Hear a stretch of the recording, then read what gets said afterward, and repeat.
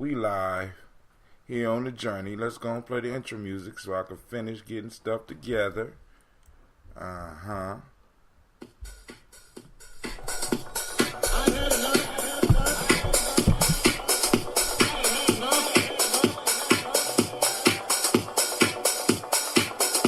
Need to send out the black This signal. is Brother Hatim, and you have joined us in Gye-Nyame Journey Radio.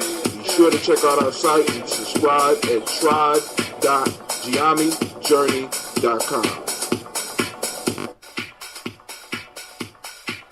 All my brothers and sisters, hold hands and bow your heads. Let us pray. God standeth in the congregation of the mighty. He judgeth amongst the gods. How long will you judge unjustly and accept the persons of the wicked? I say, send the poor and the fatherless. Do justice to the afflicted and the needy. Deliver the poor and needy. Rid them out of the hand of the wicked. They know not, neither will they understand. They walk on in darkness. All the foundations of the earth are out of court. I have said, ye are God, and all of you are children of the Most High. But you shall die like men, and fall like one of the princes. Arise, O God, judge the earth, and thou shalt inherit all nations. Allahu Akbar.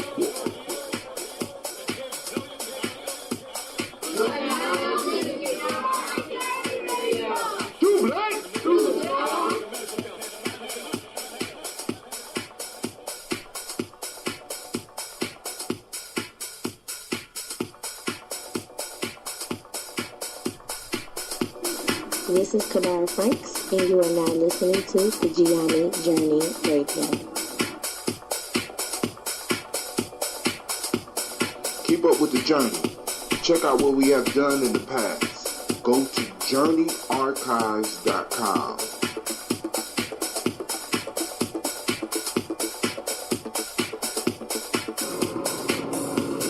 This is Adnan Sheikh, aka Ace, live from Shisha Lounge, and you are now listening to Gye-Nyame Journey Radio.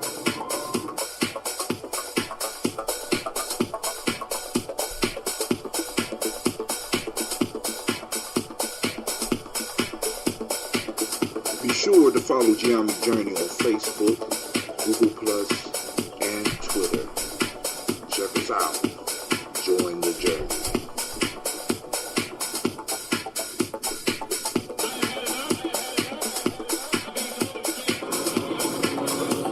This is Adnan Sheikh, aka Ace, live from Shisha Lounge, and you are now listening to Gye-Nyame Journey Radio.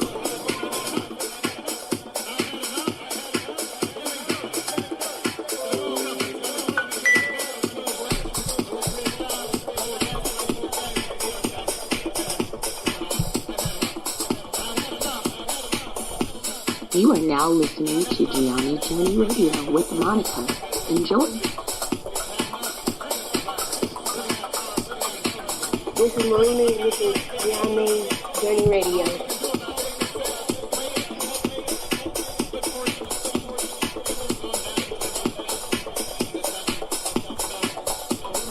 This is Willie. Welcome to Gye-Nyame Journey Radio. I want to give shout out to Silver Kevin, all my Silver Nation out there. I want to give shout outs to my mom. I give shout out my dad for raising me and my family for being around me. And I want to give shout out to the people of my generation that's trying to do something big.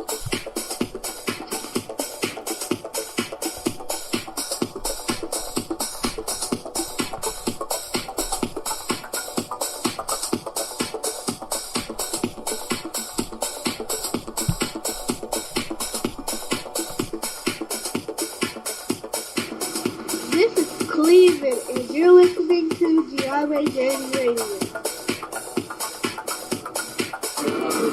Peace, Hotep.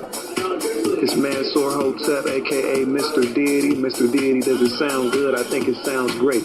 Right now, you listening to Gye-Nyame Journey Radio. If you're not adding anything to the culture that you claim, you don't deserve to carry its name. This is Brother Hatim coming at you live, and you are now listening to the Gye-Nyame Journey Radio. Shouts out to the Gye-Nyame tribe, Gye-Nyame family. Stand up. Peace.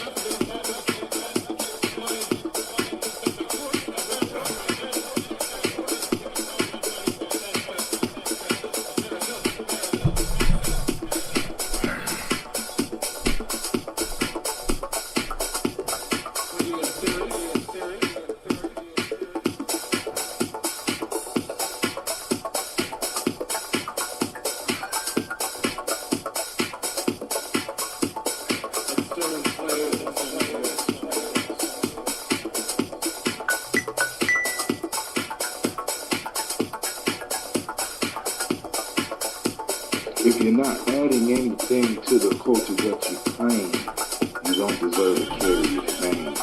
This is Brother Hatem coming at you live, and you are now listening to the Gye-Nyame Journey Radio. Shouts out to Gye-Nyame Tribe, Gye-Nyame family. Stand down. You are now listening to Gye-Nyame Journey Radio. Peace.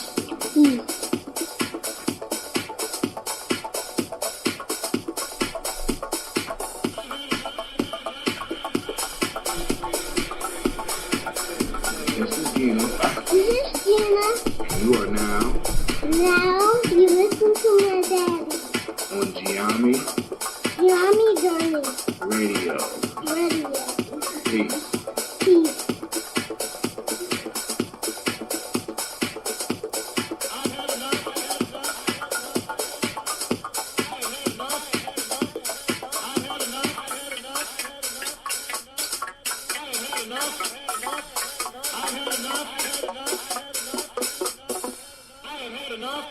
Y'all heard the man. I had enough.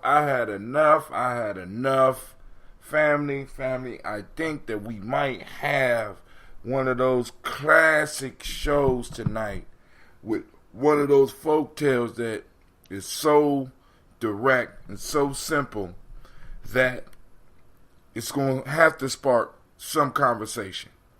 It's going to have to spark some conversation. So what I want to do is start off with the reading of it. We got some people who already have scheduled to call in. We have a hell of a discussion for you. Some stuff that we have to deal with as a community, things that we have to deal with as individuals. You know what I'm saying? And Aesop is one of those that brings it home for us in its simplicity and its wisdom. Simplicity and wisdom. You know what I'm saying? Because this is kind of what we need to look for in some of the solutions that we need as a group. And then as well as having that translate into our personal lives. Simplicity and wisdom. So somebody already joined me on the line. Who on the line with me right now? Can you hear me? Check 1, check 2. Oh, I got to call back in. I'm not on the line. I've been kicked off. Well. We're going to start that shit tonight, huh? All right. I'm up. This call is being recorded. All right, cool. I'm on the line. Somebody's on the line. Who's on the line with us? And welcome. How are you? I'm doing good. This is Brother Hatem. You are now on Gye-Nyame Journey. We are live on Spreaker. Our Spreaker station, we are live on, let me go on and check, make sure. We're live on, yes, we're live on, YouTube, our YouTube Gye-Nyame Journey channel. We're live on Hatem YouTube stream. We live on Periscope. We live on Stream.me. We're live on Hatem's Facebook, and we also live on Gye-Nyame Journey. Family, we are waiting for you to come into the conversation, so feel free to call. Don't be scared. We're about to kick it here right now. Who is this calling? My name is Tico. Okay, cool. How did you hear about the show, sir? I actually heard about it from my cousin, Quasi. So he should be calling in. You know he like to be late. You know what I'm saying? He like to be fast and be late. So what I'm going to do is first, I am going to start off with the proverb. I'm going to read it out there. The chat is open. If anybody's out there right now, if you could, post something up so I can make sure that I'm able to see you out there, because I want to make sure I give everybody shots that's taking time to chill with us, starting January, support Google+. Google recently announced it will be shutting down Google+ as a result on January 28th. Hootsuite will end support for Google+. My God. I might as well. I'm just like, I get bad news all the time, man. You know, so I be paying for all this stuff, and then all of, you know, everybody change how it works. So here we go, family. here is the folktale of the day. Let me go back to the chat and make sure I ain't missing nobody. All right. It's called The Thieves and the Cock. This is from Aesop Fables. I'm using the translation by George Fowler Townsend. There are other translations out there that you could use as well. I got this from a site called Forgotten Books, and they print up old editions of books and make it. Is that must be me? Hold on. Only I would mess up like that. Why is it coming through? Hello? All right, cool. Can you hear me? I can hear you. Yeah, I was just trying to make sure because something was playing. Okay, yes, sir. Trying to make sure it's me. All right, so, and you get this from Forgotten Books, and anybody that like old writings, old books, public domain, they call books in the public domain. This would be an excellent place for you to go so that you could go on and get and own and have in your hands the books, because you'll be surprised the books that are in public domain right now. And for those that don't understand what public domain means, is that the book belongs to everyone. So you could take a book and you could basically republish it. You know what I'm saying? Do a new edition of it. You know, just as long as you give credit to the original author. You know what I'm saying? Because it's in the public. All right, here we go. The Thieves and the Cock. We are on episode, I was shocked actually. We are on episode 1212 far as on Gye-Nyame Journey. Now, grown folks, folktales for grown folks, because I'm putting everything on Gye-Nyame right now because I want, so I can have one link that I can send people to. It's a little bit slower. It's a little bit lower than that, but right now, family, we are approaching 3,000 different episodes of Gye-Nyame Journey. Just letting y'all know we ain't playing here. You know what I'm saying? So here we go. Some thieves broke into a house and found nothing but a cock, whom they stole, and got off as fast as they could. Upon arriving at their home, they prepared to kill the cock, who thus pleaded for his life. Pray, spare me. I am very serviceable to men. I wake them up in the night to do their work. That is the very reason why we must the more kill you, they replied. For when you wake your neighbors, you entirely put an end to our business. And the moral at the bottom says the safeguards of virtue are hateful to those with evil intentions. The safeguards of virtue are hateful to those with evil intentions. So we just got somebody else come up on the line. Who else is out there? Am I on mute? Nope, you ain't. You're not on mute. Obviously, nope. I hope you ain't do nothing inappropriate. I might have. Well, that's cool. Did. This is Gye-Nyame Journey. This is Gye-Nyame Journey. We grown folks. We know how to get down. So right now, for those that are new to the show, on this show, what we try to do, we call it wisdom mining. We throw out folktales on this one and on Ujamaa, which is 2 days from now. We will be doing proverbs and quotes. So tonight we're doing a folktale, and the folktale is called The Thieves and the Cock. Now, do either one of Quasi, you had? I'm quite sure by us discussing this, we're gonna eventually get to what you wanted to talk about anyway. But so do y'all want me to break it down? Y'all want me to read it again? Anybody out there in the chat, if you have something you want to say about it, by all means, post it up, like and share, so that we can make sure we get the word out and we keep on growing. Do y'all want me to read it again? Do y'all want to start, or what? How y'all want to do this? I mean, it's never a bad idea to reemphasize the story, you know. All right. So let's go on and do it again. Here we go. Some thieves broke into a house and found nothing but a cock, whom they stole and got off as fast as they could. Upon arriving at home, they prepared to kill the cock, who thus pleaded for his life. Pray, spare me. I am very serviceable to man. I wake them up in the night to do their work. That is the very reason why we must kill you. They replied, for when you wake your neighbors, you entirely put an end to our business. And the moral is the safeguards of virtue are hateful to those with evil intentions. Shouts out to Brother Kwame. Thank you for posting up. I see y'all had a meeting on the Black Line. You know what I'm saying? I appreciate you for using that, Brother Kwame. I seen you in the elders meeting. So Kwesi, I'm throwing it out to you. What you want me to do, my friend? Well, I think this is it. Well, I don't know where to start, man. I'm excited. I'm all over the place. Don't worry about it. Day, man.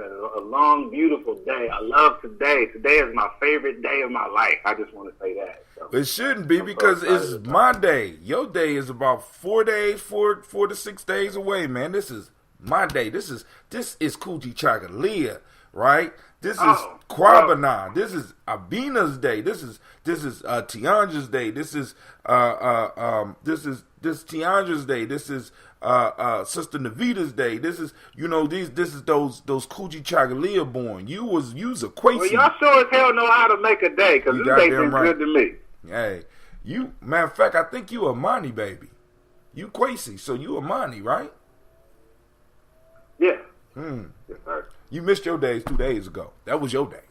You know what I'm saying? I like that day too. I think today is the most beautiful day to me because it's the day that I'm currently inhabiting. You see what I'm saying? Like if Sunday was my best day, then that means I'm a dead motherfucker. I can dig it. So people are coming in, family. Don't be scared to throw your comments in. Don't be scared to call in. The call-in number is 614-556. I'm going to put it up. 614-556-4535. Kwesi been calling me off the hook because matter of fact, Kwesi called me yesterday because he thought the show was supposed to be going down yesterday and he wanted to make sure that I was covering. He called to make sure I was broadcasting. Listen to me, family. So we're going to have some energy here tonight. This is going to be the conversation you're going to need to be in. So now, once again, I'm going to read it one more time. Kwesi, if you want to go in on it, if not, you go on and throw it over to me and we can start the conversation. You know what I'm saying? Because my piece is we got some new people in and family. It's wisdom minded, and I want to make sure that I'm warmed up. Go ahead and read it, and I'm gonna go. I'm warmed up. All right, cool. I don't want to keep folks waiting. Now, listen, please, people out there, do not hide your wisdom because you never know who might need to hear what it is that you have to say. So you might be holding out on the very blessing that somebody need, the very word that somebody need. Directly from you that might change their life. So stop being stingy. Stop hiding your light. So here we go. The thieves and the cock. Some thieves broke into a house and found nothing but a cock. Now, let me go back. For those that don't know, a cock is basically a man chicken. It's a rooster. Okay? Because no porno.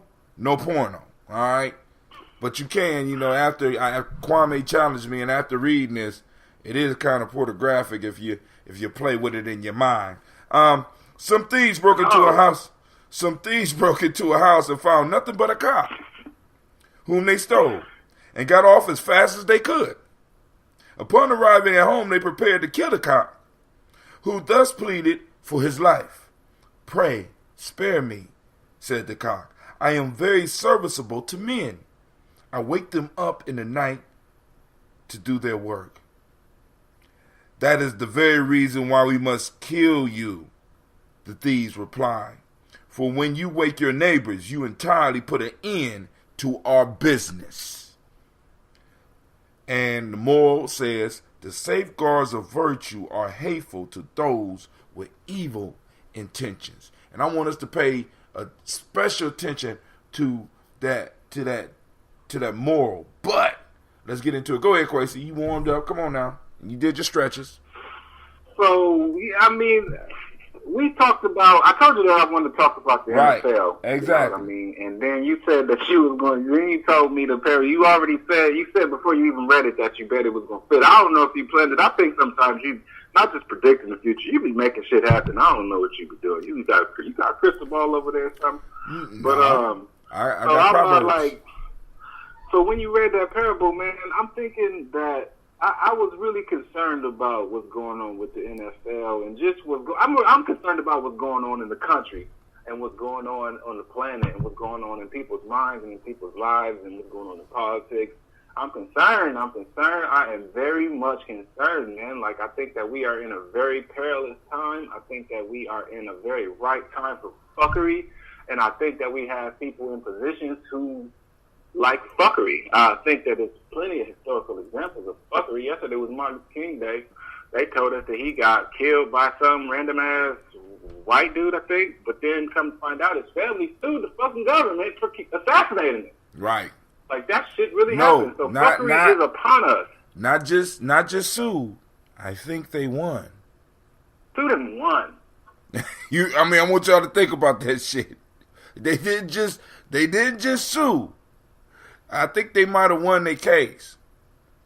You understand? And then on top of the fuckery that I want to just throw in real quick, we got motherfuckers that's still coming up with old information and saying shit like he was working for the government and blah blah shit. I'll be seeing shit on my timeline like that. And what I'm gonna start doing is I'm gonna have to start purposely unfriending motherfuckers that are just, the ignorance is so deep, I can't fuck with you. I'm going to let the younger people who want to argue and shit with you about that, because they put up there, he was a government agent, blah, blah, blah, and so the only thing I posted up on the line was, nobody in this discussion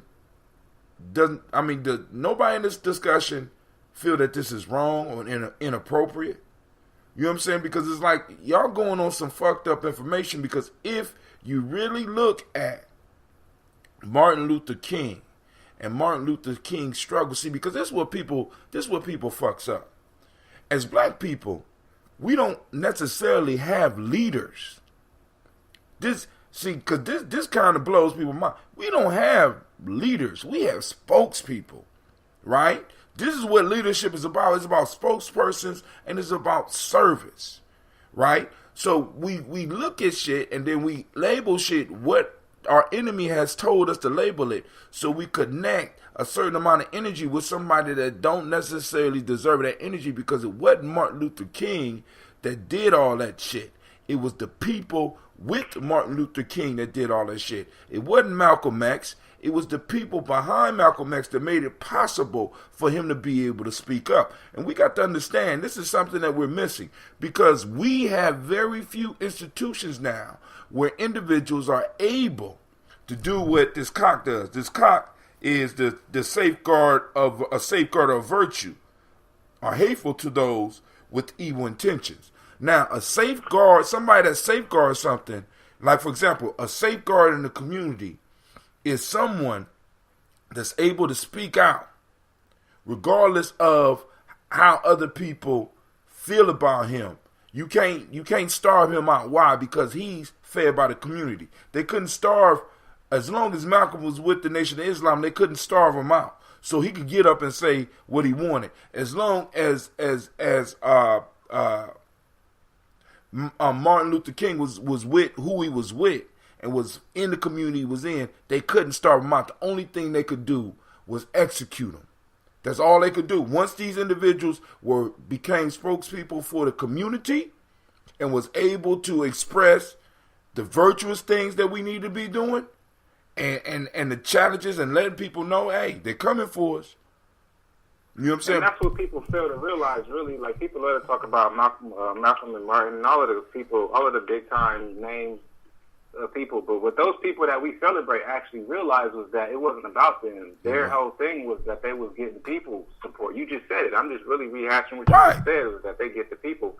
You know what I mean? So, like, and so that's my thing with the NFL, man. It's like, it's a distraction. I think ultimately a lot of stuff is going. There's so many things going on right now that keep us distracted. I got my peoples on the line. I don't want to keep them waiting. I know we're eager to chime in this conversation. Really, I wanted to give them kind of somewhat of an introduction. Normally, just so you know, I got my man Tico on the line, man. My peoples, my family, my good friends. What's happening, man? I wanted to. From here on out, just feel free to dive in. I know, I wanted to kind of give you an introduction before you kind of came in, and I wanted to talk about how we even came into being in the conversation. Because I wanted them to be on the line because I was saying something on Facebook about how I was concerned about the NFL. I don't remember exactly what it was, but I know Tico chimed in, and he had an opinion.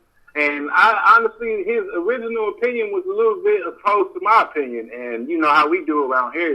We love to have different opinions, and we love to flush those out. But the thing about him is, while his opinion definitely wasn't my opinion, I also, because he's a football fan. I'm a football fan too. I play football.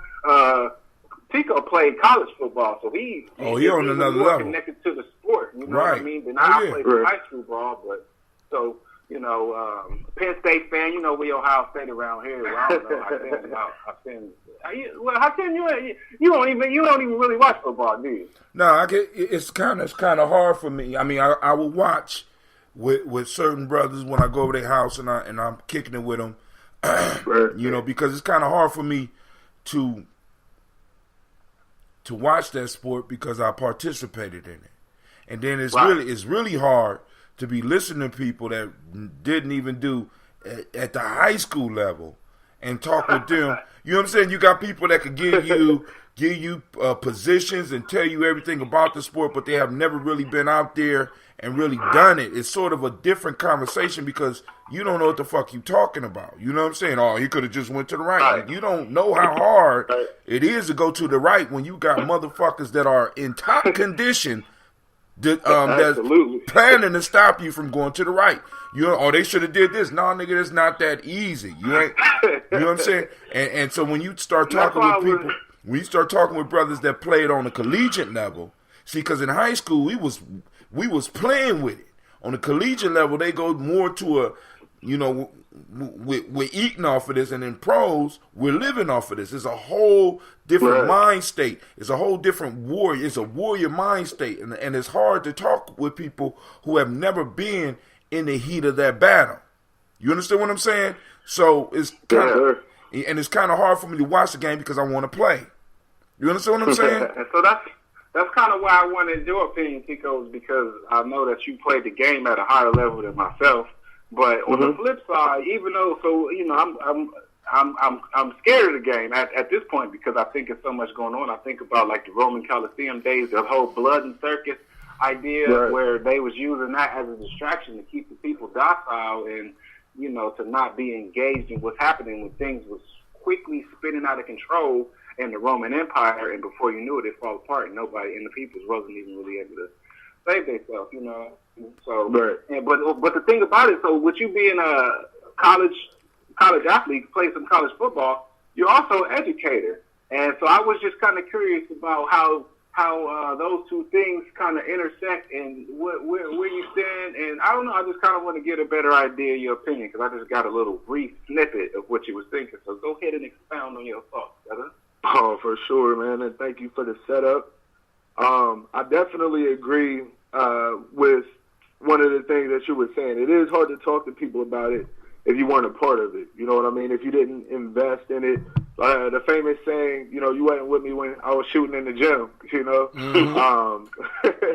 like, it kind of is hard to talk about that. And one of the things that I saw on your timeline was about David Banner and how he was talking about, and kind of what you're alluding to as well, the distractions, right? We got a lot of different things going on. As an educator, I'm in inner city, right? I'm seeing a lot of these things going on firsthand. We need books, right? When people are educated, they can make change. You know what I mean? That was part of, if you go all the way back to slavery days, oppression. They didn't want people to read. They didn't want people to have information, You see a lot of that still going on. Oh, yeah. yesterday was Martin Luther King Day, and he was talking about one of the famous lines is 100 years later, the Negro is still basically in anguish, right?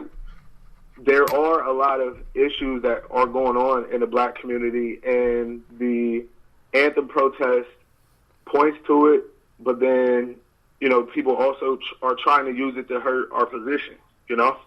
Right. So now, when you were talking, I'm sorry. No, go ahead, because I'm about to connect the folktale into this. We about to get deep in this shit. Go ahead. Yeah, for sure. That's one of the things that I like with the folktale, right? You were talking about the virtue, and now you have certain people standing up and saying some of these things aren't acceptable. You see this echo throughout society right now from different movements. You know, Me Too movement, for example. That's a hot topic. People are talking about R. Kelly, but it also kind of relates to this. There are a lot of different things happening right now. A lot of change that is, you know, that people are fighting against. You know, you see this throughout history, right? Right. And this is another one of those moments. We can definitely use the momentum from things like the NFL protest if we truly get behind it, right? Colin Kaepernick, that Nike ad that people were up in flames about, but the fact it said sacrifice or be willing to sacrifice. I'm sorry, let me get the words right real quick. Y'all know what ad I'm talking about, right? Right. And because I could tell you from my angle, was a lot of people in my community angle, what their problem with that whole commercial was. Although the words were good. Now, because Colin Kaepernick, the whole issue that we start noticing is that anything that have to do with us, as far as black people, descendants of slaves, for lack of a better term. Yes, sir. The issues for us always end up being watered down. Colin Kaepernick first took a knee for black men being murdered, and there is no accountability. Motherfuckers getting off on vacation. When we look at what he what he initially started talking about, okay, and when you look at the Nike commercial, you listen to the words, but then you look at the pictures, is none of that. You know what I'm saying? Not one of the individuals that initially gave him the spark to take a knee were even addressed in the commercial.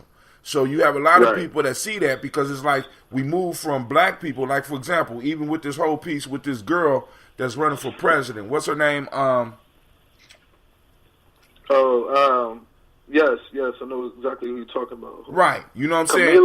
Kamala, right? Kamala, the Indian, Jamaican, Canadian woman that's running for president. And people got to understand that they wash us out with people of color, because what happens is when we start dealing with people of color, Obama little sister. Oh yeah, basically, but they wash us out, and we have to really start watching out for that, because what happens is that our struggle is, in a sense, overtaken, and everybody is thrown in there. When we have a specific issue with the United States of America as DOS here, you know what I'm saying, as descendants of slaves, and the problem for a lot of people that was watching the commercial and that was seeing what's going on was we seeing that once again, something that was started by us has been co-opted. And eventually what's going to happen is that none of the benefits are ever going to be able to touch us. Because, you know what I'm saying? Because it's like, because the original sin of America, well, the second original sin, other than coming in and murdering motherfuckers, that's the first one, the red man. But then the second original sin of when we became America, the first original sin of America, not of the colonies, not of Europe, but the first original sin of the United States of America is slavery. And nobody ever wants to deal with that. No one ever wants to have that discussion. And any of the cocks that get up and crow about that shit are kidnapped and killed. They are. You know what I'm saying? But that's the same thing that happened even with, you know what I'm saying, with Cap. The fact that he still does not have a job. And even Eric Reed was one of the people originally kneeling with him, right? Mm-hmm. Cut their head, kill the leader, right? If you get the leader to get the people behind him, they don't want that. Oh, no. I mean, and I'm not mad at the strategy. Because if the strategy works, you should use it to the fullness of your capabilities. But what we have to act now, because another piece about Cap might be making more money now than he was making when he was playing football.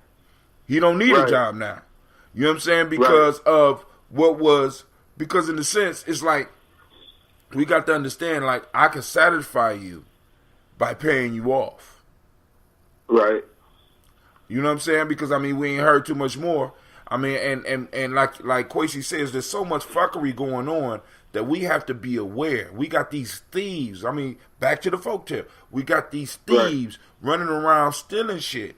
And we are not even aware of it because, you know why? We're asleep. Because they got the cock. You know what I'm saying? They got the cock that grows. Sosa's mom, good evening to you.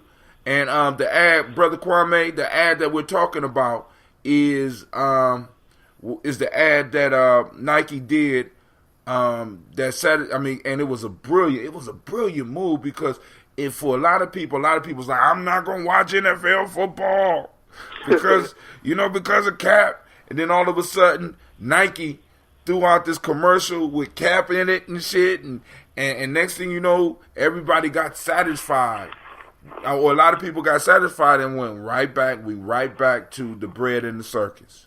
Well, actually, it ain't even the bread yet. We just at the circus right now. We're able to bread and circus. I said blood and circus. I knew that. Right, it's the bread, but it's the blood. It's still understandable because you give the people blood. You give people a place where they can release some of that anger that they will be unleashing upon those that are oppressing them.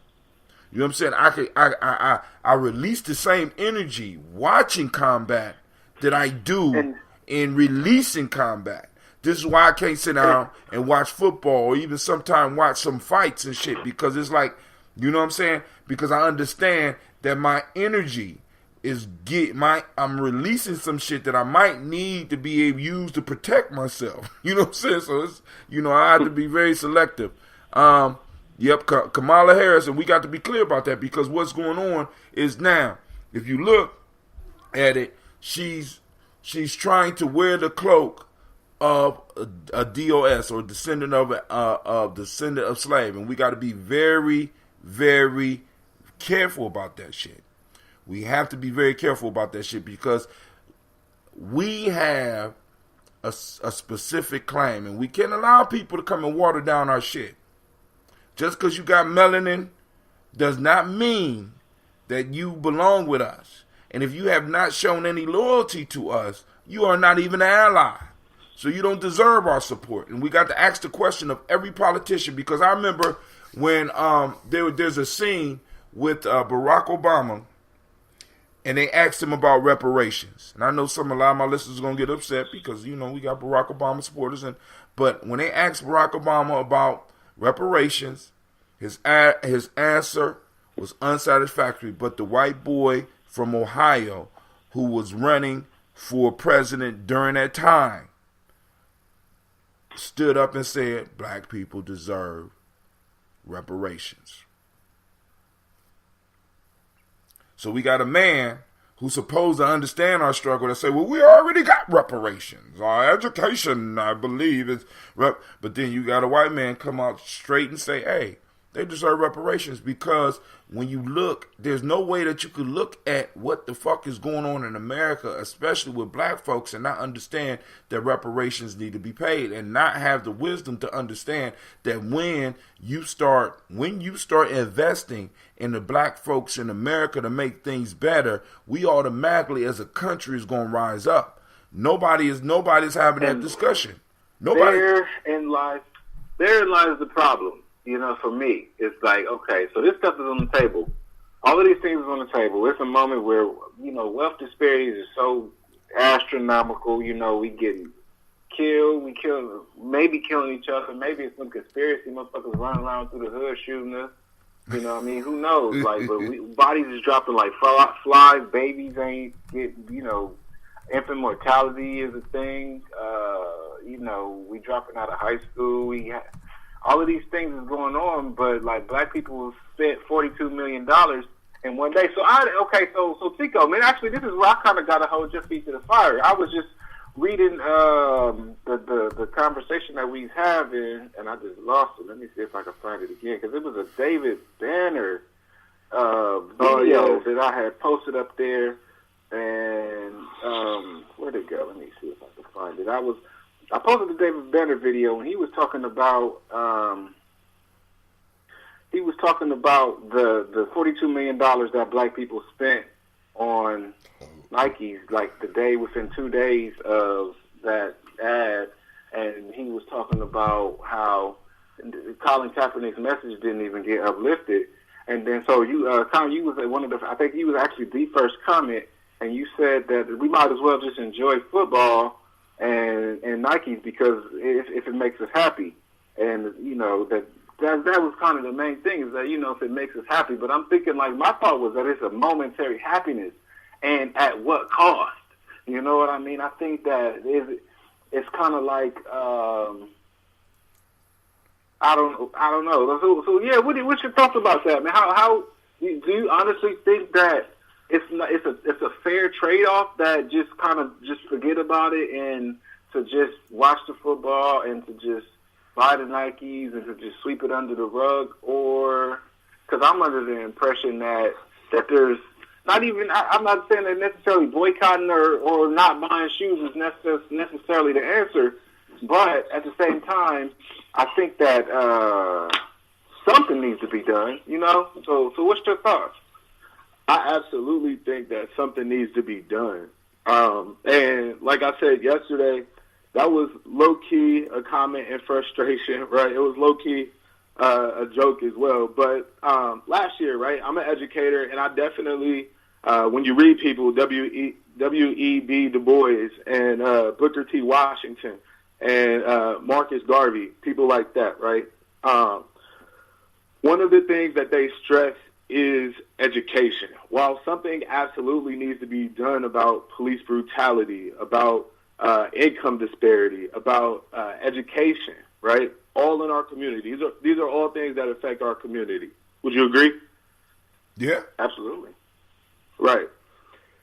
What happens if and there are different platforms for different people. I am a person who does support Obama. That doesn't necessarily mean that I loved everything he's ever did or said, but one of the things that provided for me, I'm a father, I have a wife, I have 2 girls. To me, he provided hope, right? I see a guy with a family that looks exactly like mine at the very top level of society. Whether he's getting everything done or not done, you know what I mean? That's a whole different debate, right? But I'm going somewhere with this. I just want you to just hear me out for a quick second. Is we need to fight multiple strategies if we are going to solve some of these problems, right? You need a figurehead, somebody at the top, to give people hope. You also need that same guy to try to put in input. Talk about reparations. I absolutely 100% agree that we should get something, man. The atrocities by this country, the people of color, it's crazy, between like the Native Americans and some of the oppression that still continues today, through the black struggle, through even women's rights, right? If you want to lump some of that Hold on now. Imagine being a black woman, right? Now, hold on. Huh? I'm going to stress this, and I got to stress this. Oh. The whole people color piece, address us. Uh-huh. See, because this is what people do. The whole people know. See, because it's like this. Women's right is black first. For me, it's black first, because if we don't look at it like that, we'll wash it out with everything else, because everybody got possibly a claim. As a people, we need our specific claim addressed. As black men and as black women, when we say black, We all fit up under that because you can't be black just one. We all fit up under that shit. And what happens is we wash that shit out with everybody else's struggles. Native Americans are fighting for their shit. Believe that. Right. You know what I'm saying? Hispanics and Latinos are fighting for their shit. Believe that. You know what I'm saying? Absolutely. We are the only ones that's conceding and giving up our space and say, hey, come on, there's enough room for all of us. Come on, there's enough resources. No, we need to address it directly as us. People who have been directly affected, because what a lot of people don't understand, in order for capitalism to exist, you have to have individuals that are on the bottom. And what America has been using us for is basically the cannon fodder, the building blocks of wealth. And that is part of our claim. We can no longer allow that to happen, and we can no longer allow people that are not truly our allies, right? Truly friends of what we're doing to benefit from that. Because when you say women and you put women in there, what start to happen is you're going to start having white women who going to have the complaints and say, hey, we've been oppressed just like y'all. No, you haven't. You was married to the motherfucker that was raping some of us. You was married to the motherfucker that was selling some of us. How is it? Go ahead. I'm sorry. I just tagged you in a post in this thread. So it's this guy. He lives in Atlanta right now. His name is Malik Rassan. I met him in D.C. some years back when I was doing organizing, and he was actually on the ground in Ferguson. This is one of the realest dudes I know, man. This motherfucker is crazy. He will say he speaks to power in an unrelenting voice, and he got a pretty significant platform as well, but he speaks to power in a way that I don't see a lot of people, in a very fearless way, and I really got a lot of respect for dude. So he posted something about white women trying to hijack the movement. Oh, man. Check this post out. I just tagged you in it, man. It's Tico. It's dope. I can tag you in it too. I think you want to check it out because it's really funny, man. All of these white women was coming at his neck. Oh, and yeah. he was like, so because they like, that's so real, man. Like, they be trying to steal our momentum. They'll say it's a women's issue. Right. And then trying to recruit black women to Stealing the fight cop on behalf of white women's shit, but then won't come into the hood with it. No. You see what I'm saying? Like, they steal all of our momentum, and everybody's doing that shit, and black people do get left behind. And just so I like to create. I want to also create the scene, so I don't want you to feel like we just coming at, like we kind of both got a perspective that we coming at you on. Because one of the fundamental areas where me and Hatem don't necessarily see eye to eye is I'm beginning to think more along the lines of me having ethnicity that's connected to this land, and I am certain that I have African heritage as well. So I think that the conversation is more. I think that flushing that out and figuring out the history, because I also think that it's important when it comes down to reparations and asking for it, how we asking for it, because I think these motherfuckers are sneaky, and they might try to weasel out of that shit any way that they can and say, actually, historically, y'all not from Africa. Y'all from here. The majority of y'all from here. Or I just don't know. I got a lot of questions. So that's it. But what I do know is that my family, my lineage was exploited, and my labor built this country. I'm not exactly sure where my DNA comes from directly, but I do know that my DNA was exploited in a way that nobody else experienced exploitation. You see what I'm saying? And that's where absolutely. Everybody is trying to, and we, wherever the fuck we come from, everybody is trying to steal our momentum, and we got to be more critical about keeping our shit. You know what I'm saying? So then going all the way back to the NFL. And the folktale. Go ahead. Right. See, because, hey, man, because Quasi, all I'm saying is, we don't have to agree on where the fuck we come from. What we have to agree is that we have a common struggle. Your grandfather, your great-grandfather, and my great-grandfather had similar issues that were put in place by the federal government to stop them. You know what I'm saying? From being able to do some of the shit that and stack the wealth to pass down to us. Period. That, in a way that Latin Americans didn't. No, exactly. In a way that white women definitely fucking don't. Exactly. In a way that immigrants don't. So that's the thing about that Kamala and even Obama. If reparations was to be handed out, Obama does not qualify. He don't. Maybe Michelle do, and maybe their kids do, but Obama Michelle more than is from Kenya, and his mom. There you go. Goddamn. There you go. See, white, but she's white. See, that's what we have to see, and that's what we have to flush out. And that piece right there will solve a lot of the issues. See, because whatever trick they pull out, right? Whatever trick, because you already know. They're not gonna want to pay, and the people are gonna have to demand them paying. So it's gonna take us being able to have true allies to push something through. You know what I'm saying? Because that's all I'm getting at, though. Oh, go ahead. And that's all. That was the only point that I was trying to make in drawing the parallels. I'm not trying to take away from the black plight at all, because, for example, my grandmother turned 72 yesterday, right? Mm-hmm. 72. That means she was born in 1947. She couldn't sit in the front of the bus. She couldn't drink out of the same water fountain, right? People act like this is so distant, right? This still has a lasting effect. Like you said, we've been targeted to a point where we haven't even had an opportunity to stack wealth.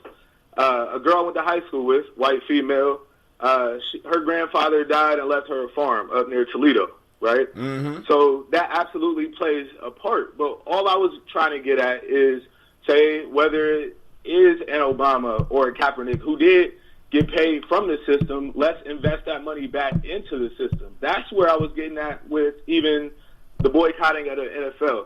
Yes, but at the same time, why not have some of these athletes, which a lot of them do, and that gets diluted a lot and lost in the conversation, that they are pouring back into the communities, right? Different events, and we need more of that, right? If we invest those dollars back and we help people that look like us get to positions of power, then we can start getting money and investing, right? I changed my whole career to be a teacher so that I could give and invest into young black men, right? I don't teach in the suburbs. I teach in the inner city where we are, so that, because I do believe is that mindset. If we can grasp some of this power and make some of the right moves. And that was all I was getting at yesterday, Quasi, even in that post, is that if we're simply boycotting the NFL and sitting at home, right, on a Sunday, normally I go down to, the bar, or, I order an NFL ticket and I throw a big party at my house, and I'm not doing that, right? That's a little bit of dollars, but even back to the fable, right, they can take the cock. Right. Right? They can take it away so that you stay asleep, and they can find ways around that. So that ultimately you go back to sleep and you don't realize, and then, like you said, it loses momentum and people are watching games and different things again. But say that same player takes his check, comes back. He's from Columbus, that's where we are, and there's a lot of schools that need improvement. A lot of people who could benefit from jobs that the money that he's getting might be able to bring in. Now, this is part, because now, this is where it's going to get crazy. Y'all going to get mad at me. Schools, no, really, schools and shit like that are government functions. Every time me and you go buy, when I go buy a Black and Mild, which I don't need to be buying, or I buy a beer, or I go out and buy some goddamn clothes, they're extracting taxes from me. When I go buy gas, they're extracting taxes from me. You know what I'm saying? Schooling is a government responsibility. That's something that government has picked up and government needs to do. LeBron's income is limited. As much as we think he got, his income is limited and is based on how long his career go.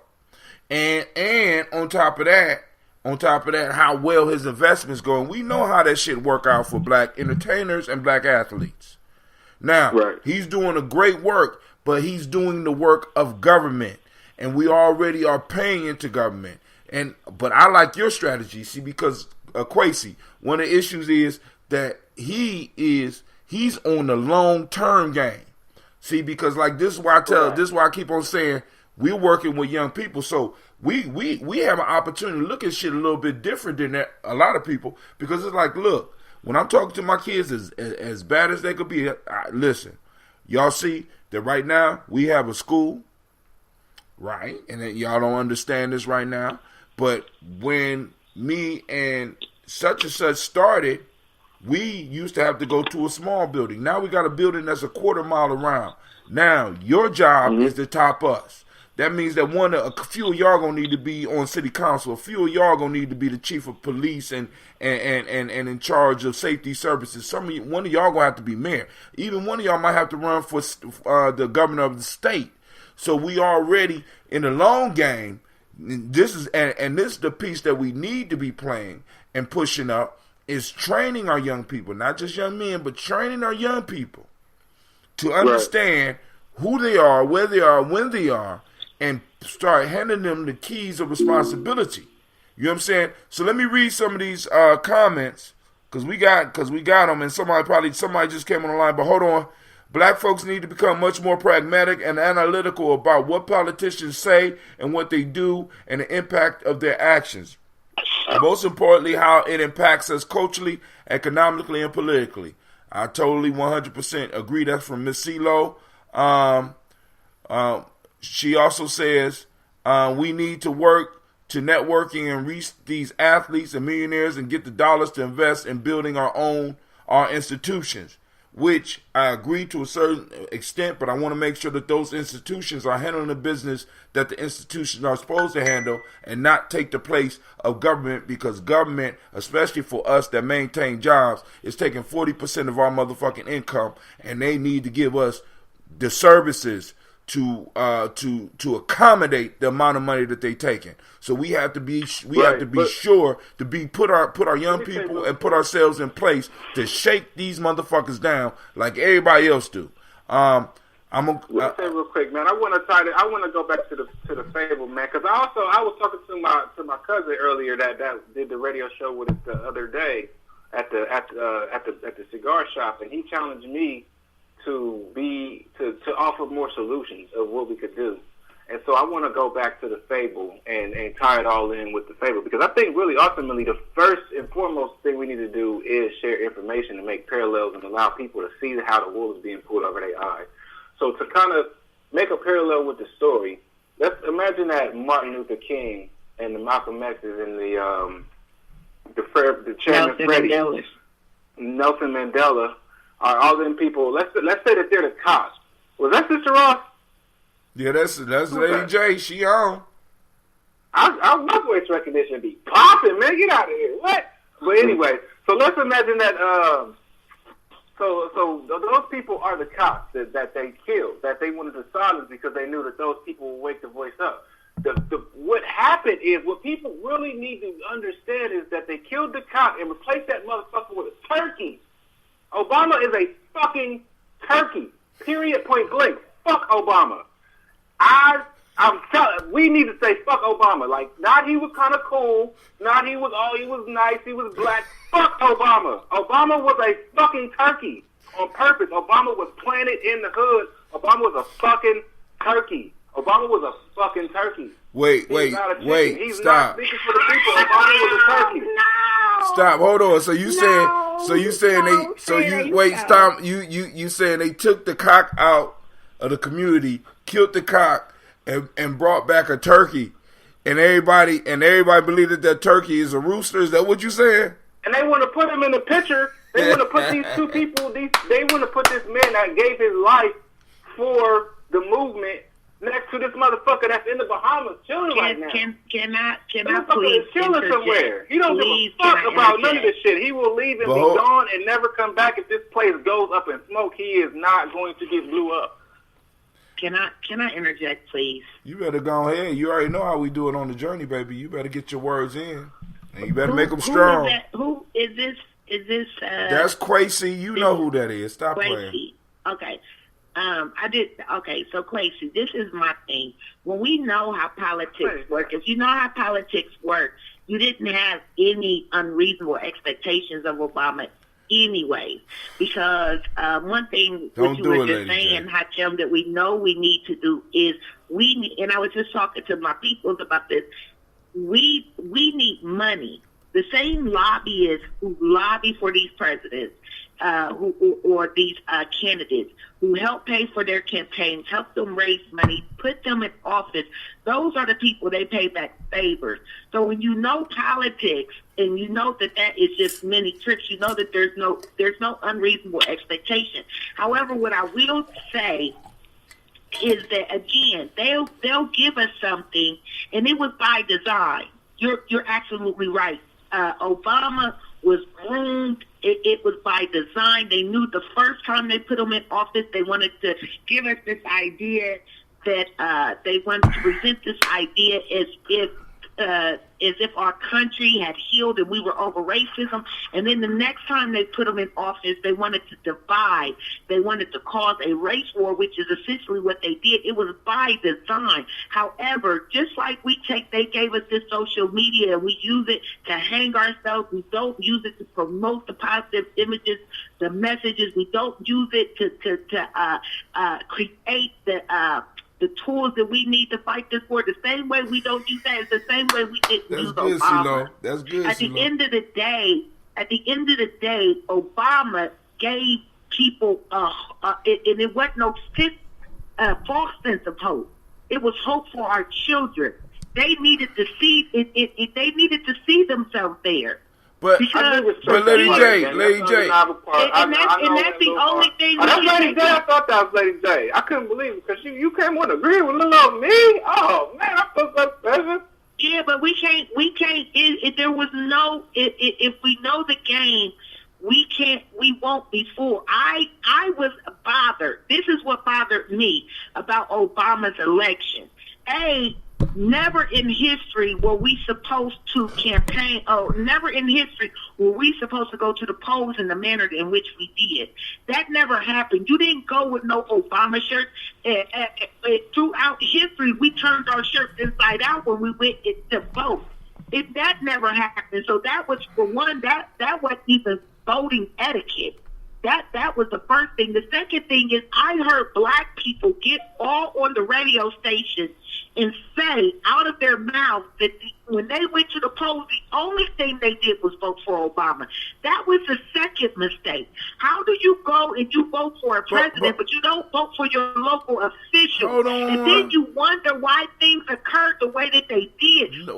We can't. We have to be political thinkers. We can't just get out here and just think we doing something. Lady J, and that's what happened. Lady so J, Lady J, yes. That's what's happened. I mean, that's why we're having this conversation, because now, please understand what he's saying, right? Because now, hope is a double-edged sword. It can bring you life or it could bring you death. See, thank you. And that's that. And I think that's all. I think that's all the people who come at Obama's neck is trying to say, because we have to really truly evaluate what place. Wait. Can I finish? Hey, you better let me finish. Listen, God damn it, can I finish my thought? Can I finish? We have to be critical, because you said it yourself. As political thinkers, we have to be critical of the role that everybody play, even if they have melanin in their skin, because many of us have been betrayed as a people by people that look just like us. Now, you can have your vision of Obama, but understand it. But a lot of people that's going to be coming into the journey is coming in with an anger, because in that last 4 years, when he could have made a lot of change, because there was no chance of him being reelected, he didn't. How do you make the change? Hold on now. How do you make the change? Well, listen. What you worried about is the victory, right? What people, because now, just like he gave us hope that racism was over and shit like that, he gave motherfuckers hope if you would have put something on the books for black folks and had those white folks. Hold on, time out. No, when black people did not go in and vote. Listen, Lady J, I'm president. God damn it, I'm president. Okay. You understand what I'm saying? Dude, if I'm if I'm president, you don't get to just do what you want. Lady J, listen to me. Agreed. Lady J, I'm gonna say this: if I'm the president and I see that there has been a wrong made, even if the Congress go against me, I can at least put some legislation in. Or talk to some people to get some legislation. Did he not put legislation in? Wait, Lady J, wait. Now see, there you go. You're going to try to get louder than me. You can't do it. You can't get louder than me. You can't do it. Listen, what? You said what? He did. He did what? What he do? Where your reparations? Wait, where your reparations at? Right now in Columbus City. Where your reparations? Right now in Columbus City. Where's the thing to correct anything that happened from slavery? Can I say it? Speaker, girl, you are too. Can I say it? Go ahead, say it. Go ahead. Right now in Columbus City schools, they just passed legislation. It came down. You are not. They're about to do away with suspending children. Period. Why is that? Who started that investigation? Now, who determined that? Who began to shed light? And I want you to understand. And you being a teacher should understand the impact of that. You gonna let me finish? You gonna let me finish? You being a teacher should understand the impact of that. Who's the prison pipeline? Who put it in the legislation? Listen. That's gonna, as an educator, should know the impact of that on the classroom. See, what did you mean? I'm just saying. You saying now? Hold on. I done had people that you done came to me and said I needed to suspend. You want to know what just happened? Go ahead. I'm about to leave the classroom. I'm not going to be a teacher no more. You know what I'm going to do? I'm going to travel around the schools and I'm going to teach their teachers how to manage behaviors in the classroom so that they can teach these kids instead of kicking them out for dumb shit. I seen them. You remember our kid with no legs? This is true story, Quasi, right? We got a kid that ain't got no legs, right?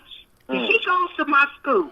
This kid's classroom is on the 3rd floor. So when he goes from the 3rd floor... Is there an elevator or escalators? No. Tell me I got an escalator. No. Hell no. There's no elevator. So the kid got to travel from the 3rd floor to the 1st floor several times throughout the day, right? For lunch, you got to come down, and for your at the end of the day, for your extracurricular classes, whatever they is, right? Your encore classes. He got to travel downstairs. I kid you not. A teacher wrote him up because she got tired of telling him not to sit his books inside of a locker on his way down. Why did he need to sit his books? Because A, he didn't need them for gym.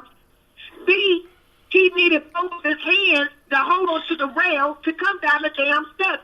Do you know how offended I was that this woman walked into this office with this kid? I'm on 10. Matter of fact, I'm on 12, 13, 14, and 15. Now, this kid is a complete jerk. This kid is a complete jerk. But I would be too, especially if I'm being written up because I need both of my hands. This heifer didn't even ask him, can I carry your books down the steps for you? Is there something that I can do? Was that a white teacher? Yes. Yes. Was it? Do yes. You need to even ask? Yes. Do you need to even ask? We know that. And that speaks again to my point. We need, like you're saying, we need people in positions of power. That would have never happened. Guess what? No. It didn't go anywhere because my principal is black.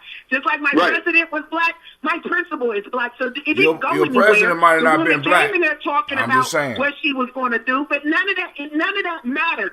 She wrote that up and they tore it up. It went nowhere. Exactly. She had the audacity. Had the audacity. I want to pivot.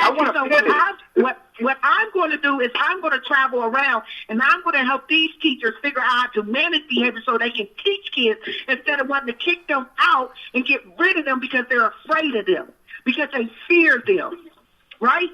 Because they don't want to tolerate them, because they don't want to teach the whole child, because they don't want to get to know them. Man, there you go. This is why I be throwing this is why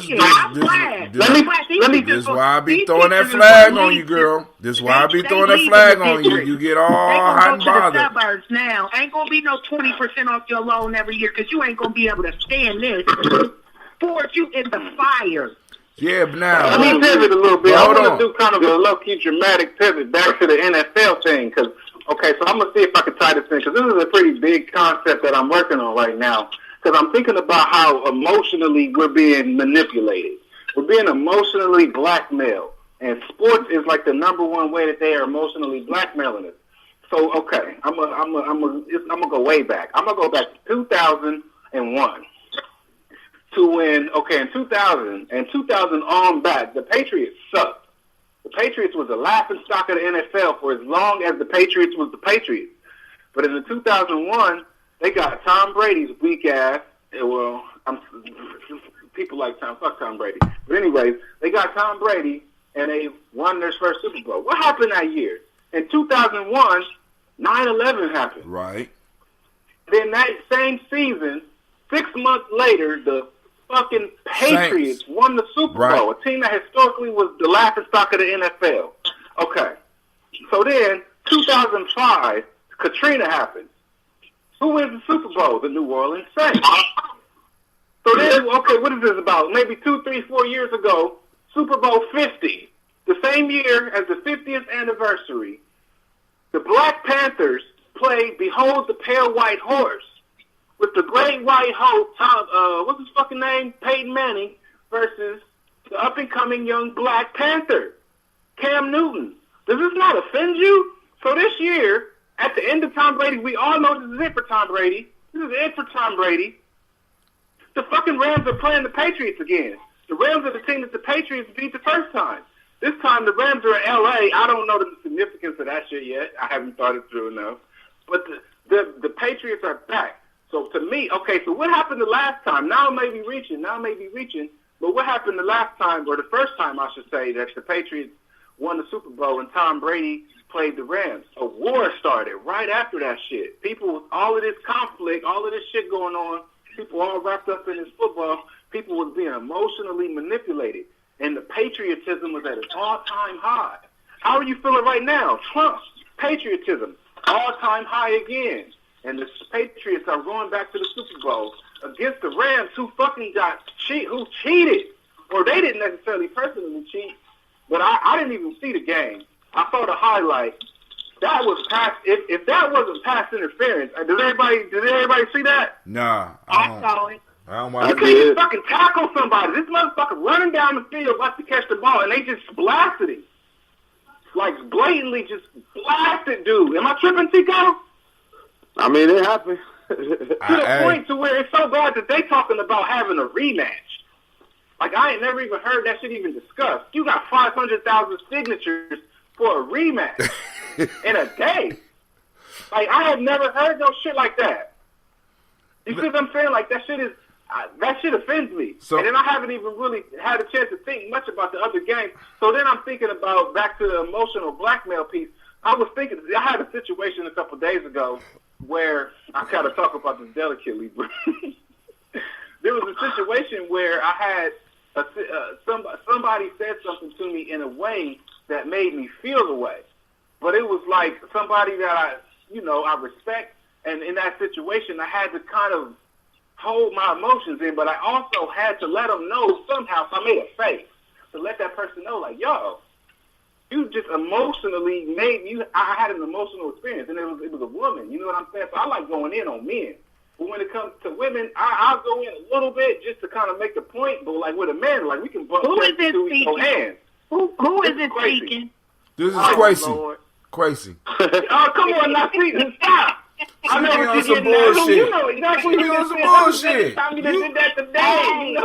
Hey, Quasi, he don't go in on women. He go in on women a lot of things. I didn't go in on you that day, though. You got a lot of Lady J, I'm listening. Lady J, he was very nice. No, he was very. No, listen to me. Listen to me. You have to call in when we have men on the line. Quasi goes in on the motherfucker for real. That has nothing to do with me. Nah, but yes it does because you saying he meant. Nah, he was actually nice with you. See, because because it's like my you don't. Thing was that when people send out that emotions, man, when people send out that emotional energy is oftentimes that extra boost you need to get something done. Like, okay, so all y'all talking about this. He compared Michael Jordan and Scottie Pippen. They really had a very similar skill set. They was both at a very similar level.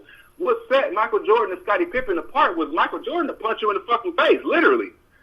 You see what I'm saying? Scottie Pippen was kind of a pussy. You know what I mean? So what made Scottie Pippen great was that he got to play with Jordan. Emotion is that thing that sets you apart, but it could also be that thing that gets you messed up. So we not really taking and in this society we overvalue logic and we undervalue emotions. But emotions, how Tim, you was the one that told me the first time that emotions make a terrible leader but a great follower. So we not even taking into consideration how these emotions are driving what we doing. And all these events are taking place over top of us and they making us feel ways. We out here getting in fights and shit. Over emotion shit. Arguing and yelling and getting fired from jobs and all this crazy shit because emotions. We don't even know where our emotional stimulation is coming from. And you know what I'm saying? Right. I mean, and now back to, because I don't want, because Lady J get all emotional on me and shit. I'm emotional too. I'm a Pisces. But you go to the end of that legislation that you were screaming about, yelling at me about, was not particular to us. And that's all I'm saying. Why is it not particular to us? It's not particular to us. What do you mean it's not particular to us? Are you crazy? It's not. Are you crazy? It's not. Are you, when they pulled the statistics, it said little black boys.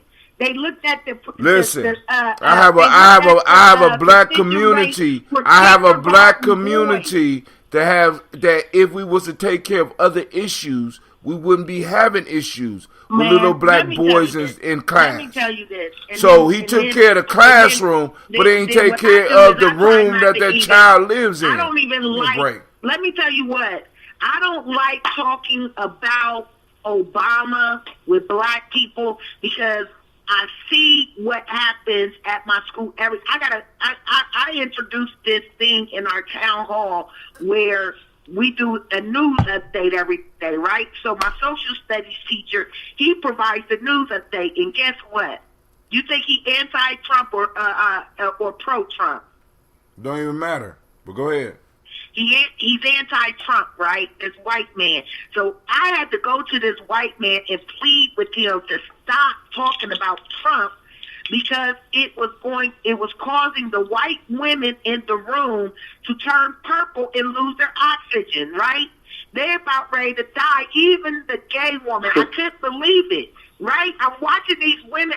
They're going to take me downtown because they're going to say I conspired to kill these white women. Because every time this white man talks about Trump, these bitches get so mad, right? So I had to go to him and I said, can you do me a favor? Can you find any type of news? Any type of news. He just laid off Trump. He said, well, Ross, that's the big news. And da-da-da-da-da-da. I said, listen, whatever you do, just give that man a break for a couple of days. But this is the thing. That man can do anything. Anything. And even this man, he said, Ross, I'm not being biased. I'm just reporting the news. Which is true. He don't never say, but clearly the fact that he keeps talking about it lets me know it's biased, right? But they won't speak up against this man, right? You just had a whole incident. Did you see them white kids in D.C. with that Native American, with they Make America Great sweatshirts and hats and everything, right? White people are not going to, even though that this man has shut down the government, this man is causing people not to be paid, this man is doing things that not only affect, it's affecting everyone, because people act like they forget that black people are not the only poor people, right? Depending on where you live and where you go, where you travel, you could have more poor white people in a certain area than you have blacks, right? And that's been since slavery ended. We know that throughout history there have been people, we know about these poor white people, right? These crackers that was working on plantations, we know about them. We do know about them, right? And so but they won't say shit.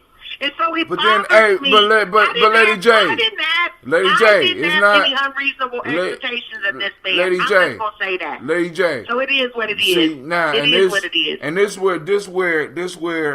is where how Tim train and Lady J's train collide. See, at this point in time in my life, I can't give a fuck about everybody else. I'm concerned about us. I say that all the time. You just borrowing my words, but that's okay. I'm just saying. I say that all the time. But, I say that all the time. I'm just saying. I don't give a damn about everybody else. I say that all the time, but I feel some type of way. I feel some type of way. Black first. We the best at that game. What? We the best at that game. Best at what game? We do so well tearing each other down. I just want to applaud y'all. You want to who? I'm sorry, Mel. But hold on now, Quasi. Now hold on. Quasi didn't. Nobody tore down. How can I put it? What Quasi put forth is that Obama wasn't us. Now that's not tearing us down. That's putting a critical question on the board. Let me ask you something. Go ahead. This is a real question. So that money that they be giving out, my brother's keeper, that don't have nothing to do with Obama. Stop. Now wait. Now hold on, because I'm gonna smash your ass with that. Do you sure you want to go to my brother's keeper? I don't think you want to fuck with me. Okay, cool. Now, cool. Let's look at how much federal money is invested in my brother's keeper. Because now, hopefully, this will shut you up since you want to go there. How much federal money is involved? No, I'm gonna answer the question. Now, I'm answering the question with a question. How much federal money did Obama put with my brother's keeper? And I could tell you. You won't be able to tell me because you're going to come with some bullshit because you don't really know. This is what I'm saying. Hold on, stop. He gave you hope. He gave the gay community money. He gave the Hispanic community money. He gave you hope. So I hope you're satisfied with it because that's all you're going to get. That's some bullshit. And you know that's some bullshit. And that's our problem. That's our problem because we get satisfied. We get satisfied with motherfuckers giving us symbols. Give me actual money. He never put any money behind my brother's keeper. Don't come at me with that shit. How dare you? That's private. That's private funders. No, you asked me, and I'm no. What he do? What he do? He could have put federal money behind that. That's some bullshit. And you about to get cut off in here on that bullshit. That's some bullshit. He stopped black kids from getting expelled from a school, from getting suspended from a school. He stopped black kids from getting from. I can't hear neither one of y'all. I'm sorry. Do you know why white teachers come teach in the public schools, in the inner city schools? Lady J, at this point, I'm sweating. Why? I don't even give a damn. I really don't even give a damn. Do you know why? It's because if they teach 5 years in the inner city, they're going to be every year. Their loan is going to be forgiven 20%. So I heard a white woman say out of her mouth in front of me, and I could not believe she was that bold, that is exactly what she couldn't wait on. She couldn't wait on those years to be up. See, Lady J, why you still talking? Lady J, why you? Is that teachers are going to stop coming to the inner city to teach because they're going to find out that they don't have an option but to teach those children that they don't want to teach. Because they're not going to be able to suspend and put those children out of school, which has been the practice. Exactly. And so I am very pleased at what's going on. Lady J, if that's all you expect from your president. Right, and that again speaks to my point. We need black people to do some of these things, right? We need action and boots on the ground. Obama's not the silver bullet that's going to fix everything. Exactly. You need people on the ground. But, and that's again where we need money so we can lobby our own politicians, so we can start putting money and lace in their pockets like these white folks do, and which gets their policies on the books. Lady J, you can't put money in people's pockets with hope. Listen, hey girl, I'm about to, Lady J, hold your breath for a second. Because I'm going to say this. You can't put money in people's pocket with hope. You just told me that you satisfied with the hope that Obama gave us, but you cool with all the other shit that he gave to all these other communities. That really fucked me up, and I'm about to cut your ass off on that one. I can't take that. Obama. You say what? Now, I didn't give a fuck about Obama from day one. I knew it was a fluke. I already knew what was coming down the pipeline. That's what I'm telling you. What I'm telling you is I take what they give me and I turn it to work for me. Oh my. I turn it to work for my children. I turn it to make it what I needed to be in order to empower and so how? That's what I if do. If that's the case, if you truly believe that, how is it that when Quasi brought the shit up, then why didn't you just let that shit slide? If you really feel like no, but I mean, you give me one legislation that covers all kids and none that covers us. Go with that universal bullshit. You on some universal bullshit. Stop talking to me about that bullshit. I'm not on that. We got issues. The man wasn't black people's president. He was everybody's president. That's some bullshit. That's some bullshit. I wasn't looking for this. Reagan was white people's president. Wait, time out. Reagan was white people president. Hold on. No, you don't. No, you don't. Obviously, you don't know. Reagan was white people. Reagan was white people president. Hold on, time out. Reagan was a white man's president. Bush was a white man's president. You had supposedly a black president, and you expected absolutely nothing from them. Reagan gave white folks shit. Bush gave white people shit. I didn't expect your black president gave you nothing, and that's exactly why he didn't give you shit. I sure didn't. That's why he didn't give you shit. Stop. I watch people hail President Clinton. You man, I listen. You gonna have to go. You got to go, Lady J. You about to go. Because you going to be all right. I'm going to tell you what else black people do with their ignorant selves. They hail Kennedy. All right. Shaka, you on the line, brother. You got something you want to say? Anybody else on the line? I am. Yeah. I am. Because I'm just... No, I put it on. I'm cutting motherfuckers off. I can't do this no more, man. I had to pull it man. out my ear because it was too much, man. It's like it was. I can't do it no more. I can't do that shit no more. I'm sorry, family. I can't do it no more. This whole illusional bullshit where it's okay for us to get dreams and dust. I'm not on that. Shadows and dust. That's what we get, and we okay with that shit. And we find ways to justify that. Don't call my motherfucking show if you satisfied with dust and reflections, with shadows and shit. Oh, we got kids actually out here dying. And we know that we got to infiltrate these motherfucking schools, not so that we can educate our kids in the way that they talking about, so that we can get them some real information. That shit is not real. I think it's ironic that Lady J. because she do, man, like the more I listen to her, she says a lot of stuff that I really value, man, but it's similar to how the presentation is. I'm trying to figure out how to fit it into the scheme of what we need to uplift and what we need to work on. Like it's you know what I mean? Because I think so much value there, but it has to fit. It has to be a working part. And if it's kind of chaotic, and if it's, you know what I mean? Her shit is not even chaotic. If it's opposed to just a flow, it has a flow. Things have to kind of flow, and I think we need to relax in a sense. Like, I'm dope as fuck, and I got a dope ass squad, so I really ain't even tripping. I'm just like, let's just make these moves out here. You know what I'm saying? That's all we really gotta do is make these moves. Right, and just turning it all the way back again. That's the solo point that I was trying to make.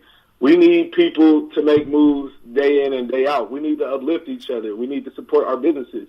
We need to do all of these things to put us in a better position, because they're not going to give it to us. At all. At all. You have to take some of these things. You have to infiltrate the system. You know what I mean?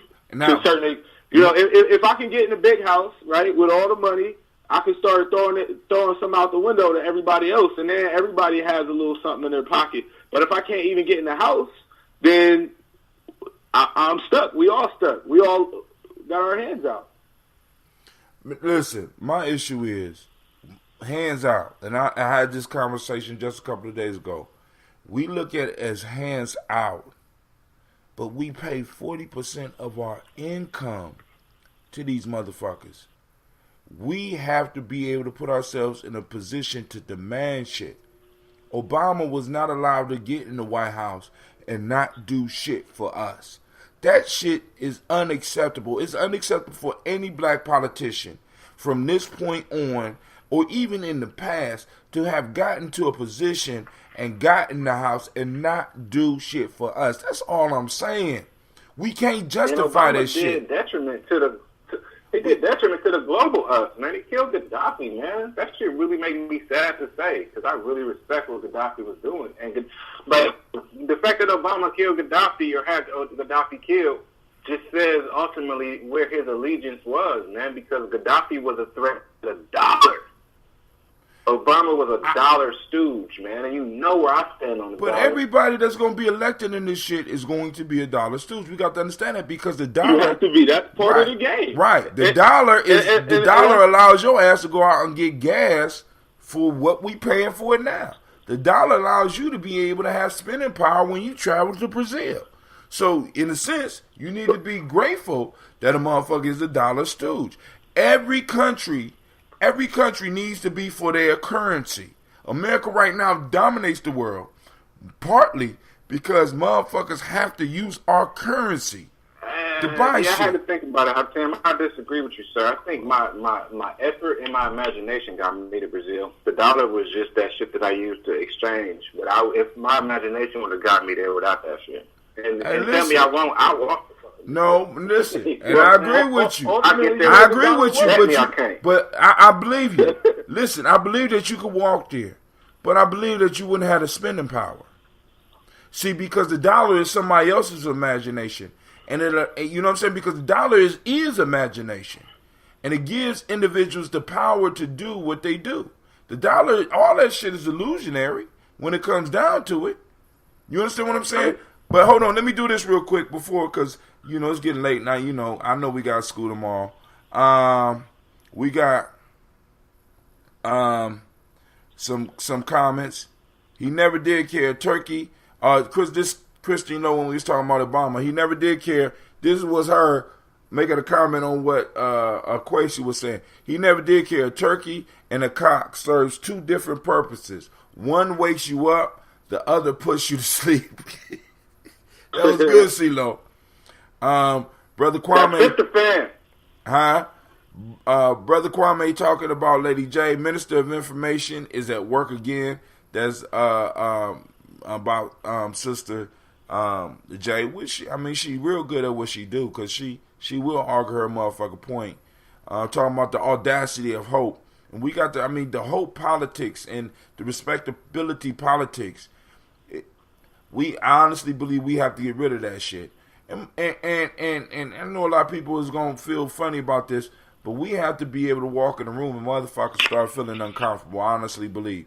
We are not taught to think strategically, long-term, or analytically. All politics are local, and we should vote the entire ticket. That's Christine Lowe when she was responding to the call that Lady J was saying. You know, because, Lady J be on point.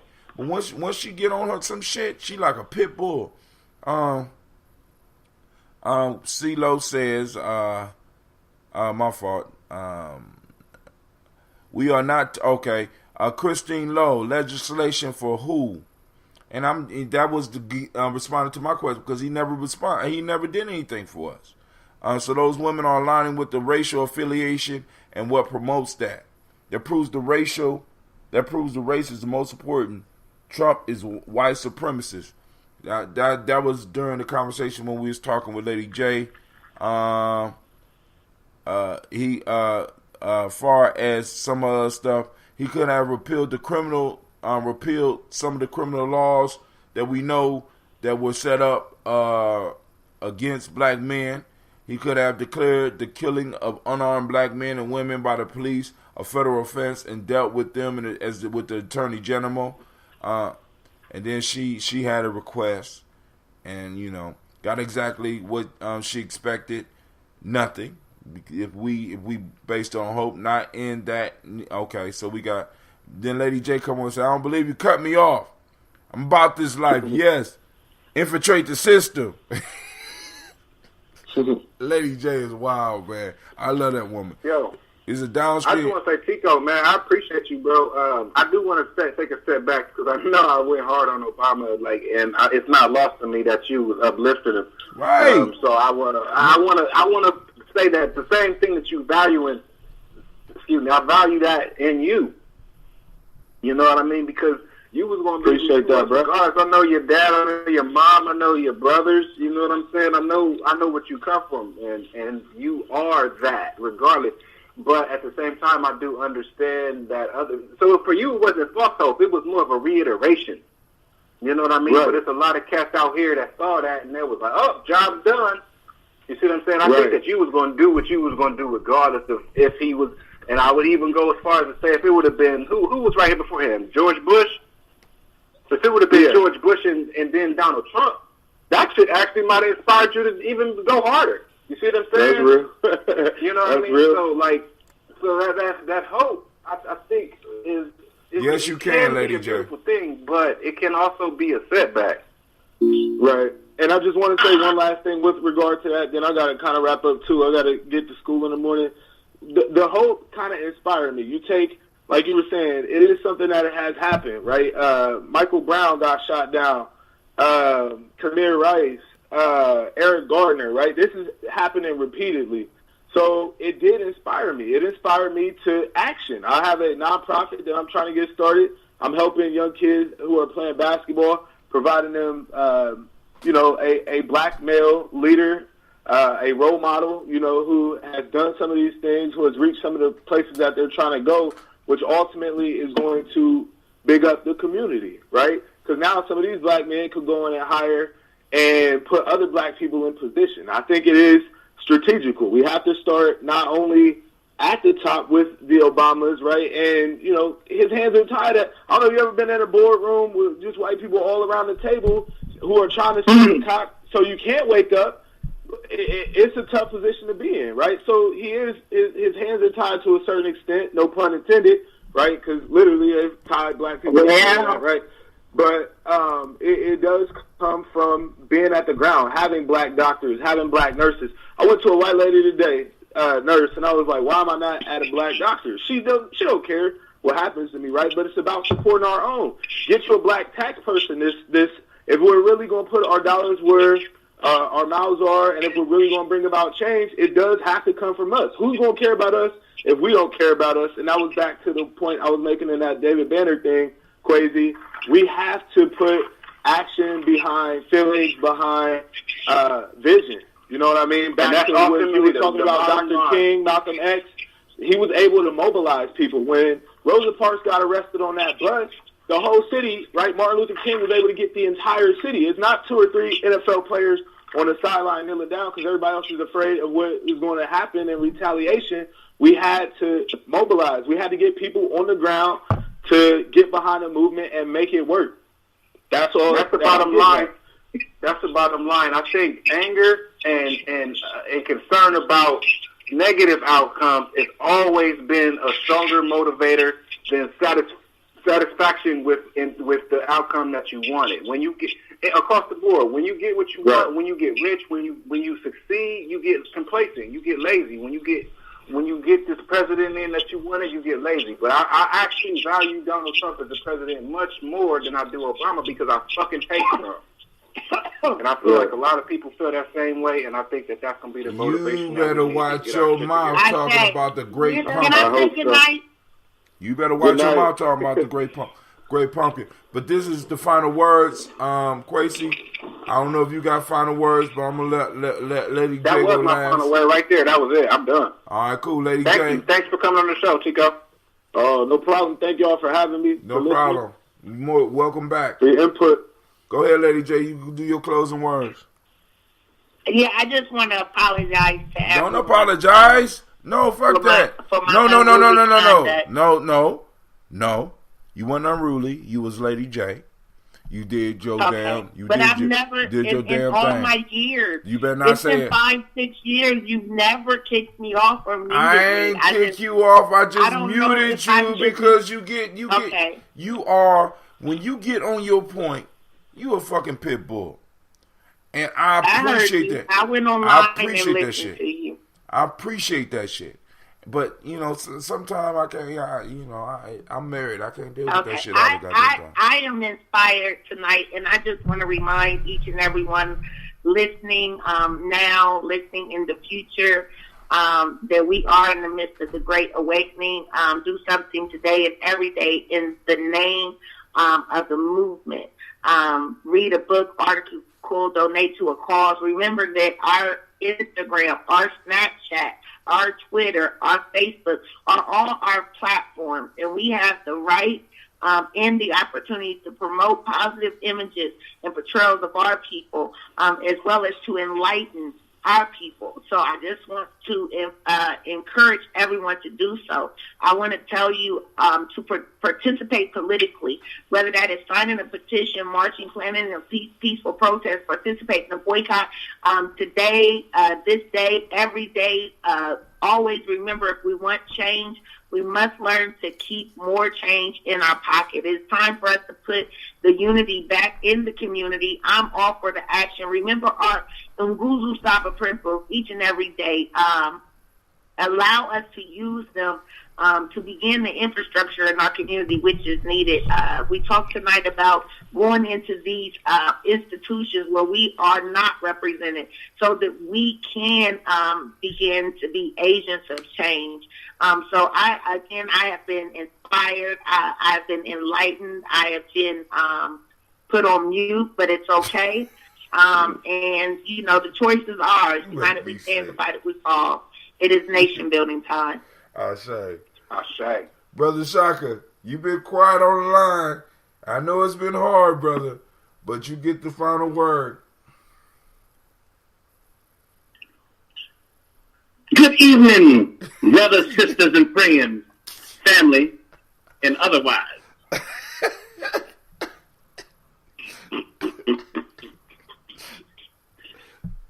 My final words for tonight are going to be brief. I believe that when it comes to communication, the things we communicate, therefore verbalize, it's time for us to be able to show just as much as we talk about it. So with that in mind, as we move into the following week and the following day, the following hour, be sure to exercise some diligence in the way that we move about. Some type of what's the word I'm looking for? We have to be very direct with the words that we use and put the action behind them. If we want people to believe in our state of urgency, then we have to demonstrate that. There, when all is said and done, ain't nothing left to say to. God damn, that was short, Shaka. I thought you was gonna do a song or some shit. But hey. Well, if you wanted me to do a song, I'd do a song. I just didn't want to just jump in here on, Listen, dude, listen, hold on. Usually you get caught up in the fray. Your ass was, you did some shit that I've been wishing that I could do sometime and just fade to the back, and you just was laying down. Nigga, if you want to do a song, by all means, do a song. And also, I want you, when you come on the show, to start letting people know where they can support your art. Because like artists are the vanguards of the revolution, and we got to start putting our artists forward, especially those that are talking about stuff that we want our children to hear about, that we need to be thinking about. You know what I'm saying? So you need to let them, you need to put that information up so that they know where to find you. I'm not playing. Hey, I do want to make a song with you, Shaka. Where are you? Who said that? In bed. That's Quasi. You know, you ain't know I had bars, bro. He think he can sing, or can you sing? I can't sing. Well, I might do, but I can sing. I got bars, though. Y'all heard me sing. Pick a beat. Here we go. Nah. Drink your water. Hey, man. Drink. And you know what? It's you know, I appreciate that question. The thing is that something that I learned from an old graffiti artist, man. This old graffiti artist said, I would rather, even if you can't paint, I would rather paint with somebody that's got a great attitude than an asshole who thinks he knows everything. Right? And that let me know even the state of hip hop on that street level, on the very organic level, even though they're trying to create positivity on the walls, I mean, the person that's painting that piece with you, the vibration got to be right. If we creating art together, the vibration got to be right. And especially back then, the risk that they took together, they're committing a crime together to get this message out. Come here. Yeah, I'm raw, man. I'm raw. I got concepts and ideas and words in my mind, but you are polished, man. And I feel like humble. Y'all was kind of thank you for actually humbling me down. I was kind of sounding a little braggadocious, but I ain't know. I've never really. I made like 2 trap in on 2 songs, like that actually got recorded in my life. You know what I mean? I like kicking little raps, and I've been did some poetry, but I feel like you do it at a high level, and I would be honored to be in the studio with you. I done did several albums and shit myself. I'm a rapper too. Don't forget me, walking minor misdemeanor. Oh snap! Yeah, I feel like I'm gonna need a bodyguard coming around too. So here's what we gonna do then. What I like to do is invite everybody to Google The Mind of Shaka, and any way that you can connect with me, whether it be through my YouTube channel, whether it be through my Facebook page, or however, get in touch, because right now I'm not necessarily doing my show on any particular day. It's just when the feeling is there, when I'm inspired to, just like when I'm inspired to create, I make time so I don't try to force it. When I go on live, the whole point is for us to be able to build a cipher. So not just being able to relate in the conversations that we're having, in the dialogue, but also in song and in poetry. If we got something to share, then let's create a platform to be able to share that sense of healing, that sense of solution. So that is what the Mind of Shaka is all about.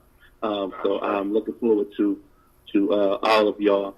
Can they purchase stuff on the Mind of Shaka? Can they purchase stuff on the Mind of Shaka?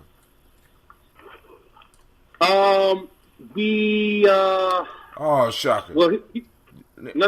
Listen. I have to take ownership of my own site. So in a while, yes, you'll be able to. All right, family. This is what we're gonna do. I am going to talk with Shaka. I'm gonna make some of his stuff available on my shit so that you be able to support him in some way. Me and him got to come up with some way where, because I can't have.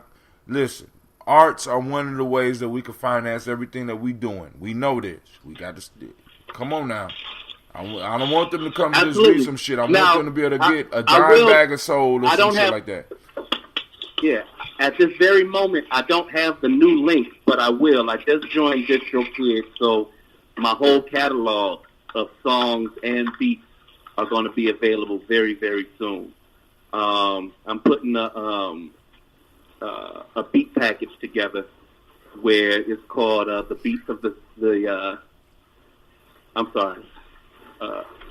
Beats of the, what's the word I'm looking for, Tim? Symbiotic Cipher. So you will be able to, by next week at least, Google Beats of the Symbiotic Cipher. You know what's wrong, right? You know what's wrong. What's that? You know what's wrong. What's that? You need some ambrosia. You've been drinking on that Shaka shit. You need some of this ambrosia.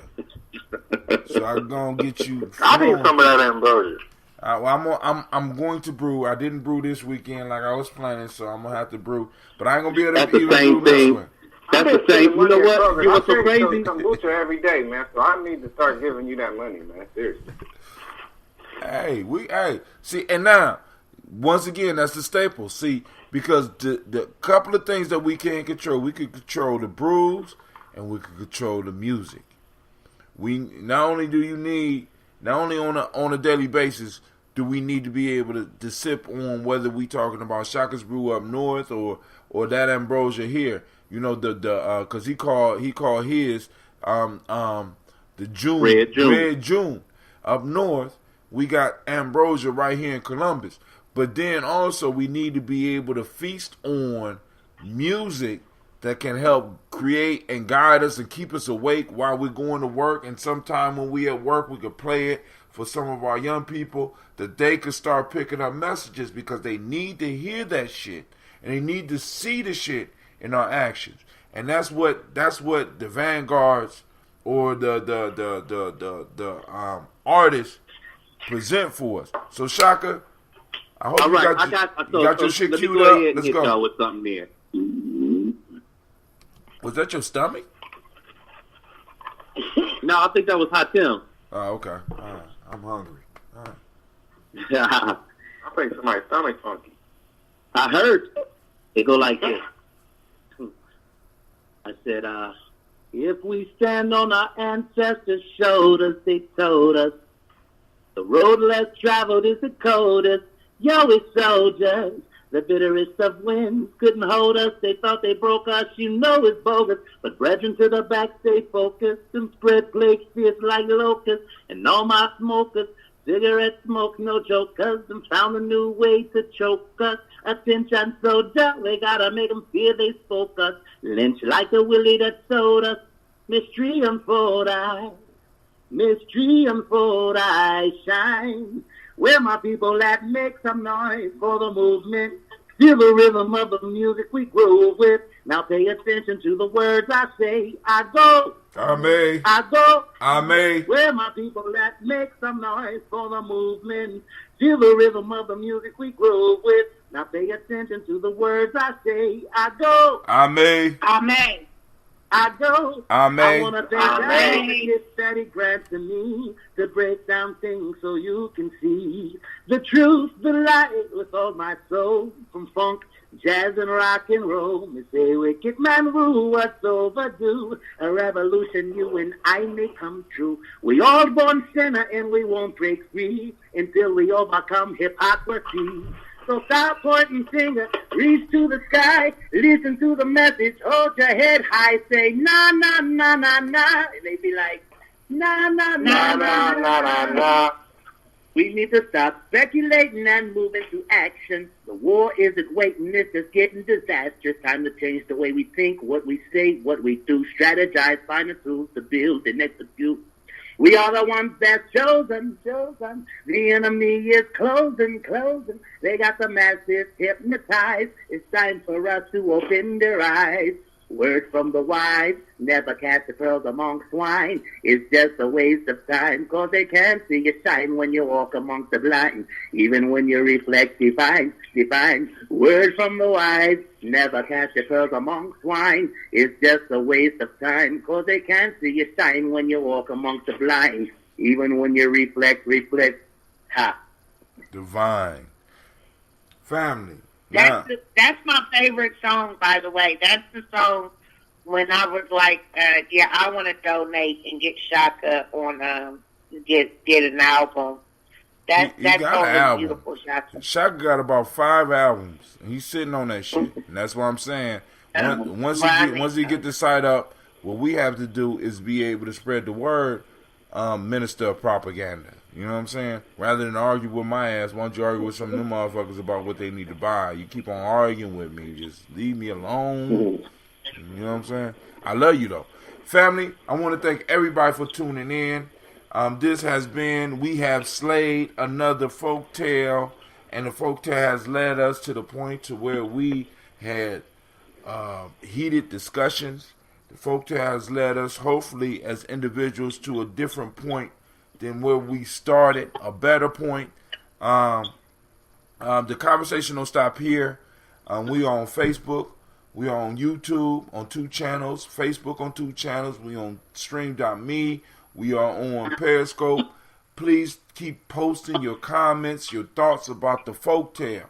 Now, you're going to argue with us about our individual views, but I want you to build on the folktale. because the folk tale was the center of all of this, right? So now, let's keep on building, family. I thank and I love each and every last one of you, and thank you for joining us from the journey in the journey. And I need you to understand that you are standing amongst the congregation of mighty. This is Gye-Nyame Journey Media.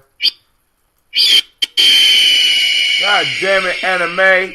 Pull it from down here. Try it again. Eat the cake, Anime. God damn it. Eat the cake, Anime. Eat. Thank you. Alright, and this is a Heart of a Simple production. You know what I'm saying? And this has been Folktales for Grown Folks. Simba, you was on point. You need to talk with Anime because she about to lose her job. But we strive to do nothing but blow up your old paradigms. When we are out, I will see you in the morning, 5:15, between 5:15 and 5:30 for the Daily Toast. Peace out, family. Peace.